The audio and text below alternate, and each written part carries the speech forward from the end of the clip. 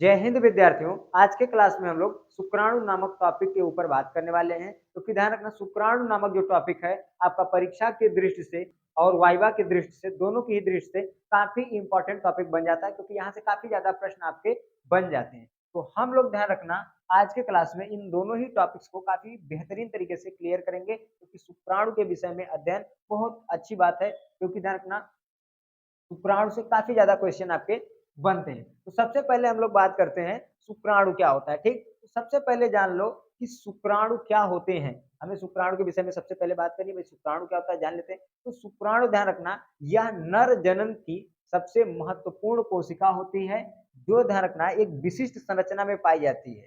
ठीक, इसकी एक विशिष्ट संरचना होती है, जिसके वजह से यह तैर करके महिला का जो, ध्यान रखना, फैलोपियन ट्यूब होता है, उसके अंदर जो अंडाणु पाते हैं, वहां अंडाणु होते हैं, वहां तक ये क्या करता है, जाता है। तो इसकी विशिष्ट संरचना की वजह से ही वो ये वहां तक तैरकर चला जाता है, नहीं तो ये जा नहीं पाएगा। ठीक, शुक्राणुओं को ध्यान रखना, जीवित रहने के लिए जो टेम्परेचर होता है वो ध्यान रखना 35 डिग्री सेल्सियस के आसपास जाता है, जबकि हमारे बॉडी का टेम्परेचर 40 डिग्री सेल्सियस तक होता है। इसीलिए इसे ध्यान रखना, शरीर से बाहर एक वृषण कोष बना करके वहां पे रखा जाता है। ठीक, अब बात करते हैं किस चीज की, शुक्राणु की। तो जो शुक्राणु होते हैं, मुख्य रूप से ध्यान रखना, शुक्राणुओं के 4 भाग होते हैं।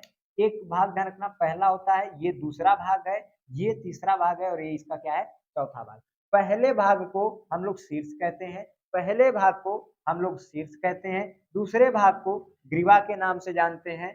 ठीक, और ये आता है आपका तीसरा भाग, जिसमें माइट्रोकांडिया भरी होती है, और ये आता है आपका चौथा भाग, जो इसका पूंछ होती है। ठीक, अब सबसे पहले बात करते हैं शीर्ष।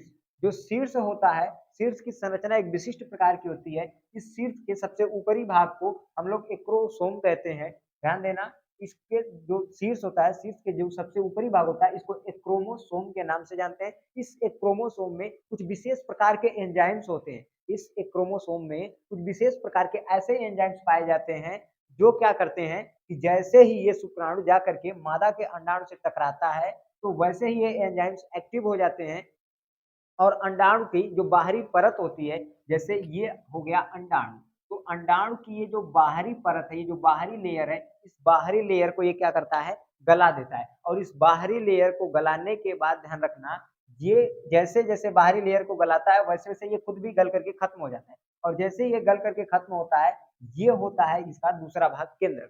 तो मुख्य रूप से आप ये याद रखिएगा, जो शीर्ष के ऊपर एक टोपीनुमा संरचना होती है, इस टोपीनुमा संरचना को एक क्रोमोसोम कहते हैं। ये एक क्रोमोसोम में कुछ विशेष एंजाइम होते हैं, जो मादा का जो अंडाणु होता है उसकी ऊपरी परत को गलाने का काम करते हैं। ठीक, दूसरी बात ध्यान रखना, इसी शीर्ष का दूसरा भाग एक क्या होता है, केंद्रक होता है। इसी शीर्ष में एक और भाग होता है, केंद्रक, और उस केंद्रक के अंदर जो पिता होता है, पिता के गुणसूत्र भरे होते हैं, और गुणसूत्रों की संख्या आधी होती है, क्योंकि आधा गुणसूत्र महिला यानी माता के अंदर भरे होते हैं, और आधा गुणसूत्र यहाँ पिता का होता है। इसके अंदर माता का गुणसूत्र, इसके अंदर पिता, दोनों मिलकर के तब ध्यान देना 23 जोड़ी बनते हैं। जबकि इसमें गुणसूत्रों की संख्या 46 की आधी, अर्थात इसमें 23 होती है। ठीक है, टोटल ध्यान रखना 23 जोड़ी होते हैं, लेकिन एक एक गुणसूत्र की बात करें तो 46 होते हैं। एक एक अलग गुणसूत्र की बात करें तो एक एक करके 46 गुणसूत्र होते हैं, जबकि इसमें केवल 46 में से 23 इसमें होते हैं, 23 इसमें होते हैं। तो ध्यान रखना, इसके अंदर पिता के गुणसूत्र होते हैं, इसके अंदर माता के गुणसूत्र होते हैं। इसमें जो पिता के गुणसूत्रों की संख्या होती है वो क्या होती है, आधी होती है, क्योंकि पिता के अंदर 46 गुणसूत्र है, उसकी आधी गुणसूत्रों की संख्या कितनी है, इसमें 23 है। कोई दिक्कत नहीं है ना। तो ये हो गया इसका सबसे ऊपरी भाग, ये हो गया शीर्ष वाला भाग। इसके बाद इसका दूसरा भाग आता है, ग्रीवा वाला भाग। ये ग्रीवा वाला जो भाग होता है, ये बहुत ही छोटा होता है, और ध्यान रखना, ये जो शुक्राणु का शीर्ष वाला भाग होता है और मध्य वाला भाग होता है, दोनों को ही कनेक्ट करने का काम करता है, दोनों को ही जोड़ने का काम करता है। और ध्यान रखना, जो ग्रीवा वाला भाग होता है, ध्यान रखना, ये जो ग्रीवा वाला भाग होता है, इस ग्रीवा वाले भाग का काम ध्यान रखना, जब कोशिका विभाजन होता है तो उस समय ये बहुत महत्वपूर्ण भूमिका निभाता है, ये ग्रीवा वाला भाग।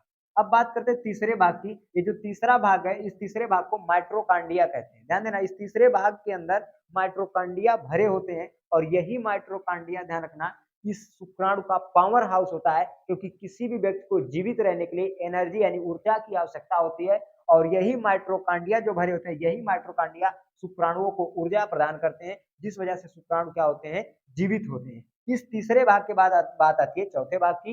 ये जो चौथा भाग होता है ये शुक्राणुओं की पूंछ वाला भाग होता है, ये सबसे लंबा भाग होता है। शुक्राणु का ये सबसे लंबा भाग होता है। और ध्यान रखना, ये जो शुक्राणु की जो पूंछ होती है, ये कोड़े के समान एक संरचना होती है जो हिलते हुए चलती है, जिसकी वजह से शुक्राणु तैरते हुए आगे की तरफ बढ़ जाते हैं। कोई दिक्कत नहीं ना? तो यहाँ तक ध्यान रखना, यही होती है शुक्राणुओं की कंप्लीट संरचना और यही है शुक्राणु का कंप्लीट नॉलेज। तो प्रयास किए हैं कि आपको शुक्राणु के विषय में सारी जानकारियां दे दिए हैं। आशा करते हैं जितनी भी जानकारी आपको शुक्राणु के विषय में दी है, सब आपके समझ में अच्छे से आई होंगी। बाकी जहाँ पे आप लोगों को दिक्कत होगी, आप कमेंट करके बताइएगा, हम उसको अलग से समझाने का प्रयास कर देंगे, ठीक है? और अगले वीडियो में उसको जरूर समझाएंगे। तो आशा करते हैं आज की क्लास में जितनी चीजें समझाए हैं आपको अच्छे से समझ में आई होंगी। मिलेंगे नेक्स्ट वीडियो में।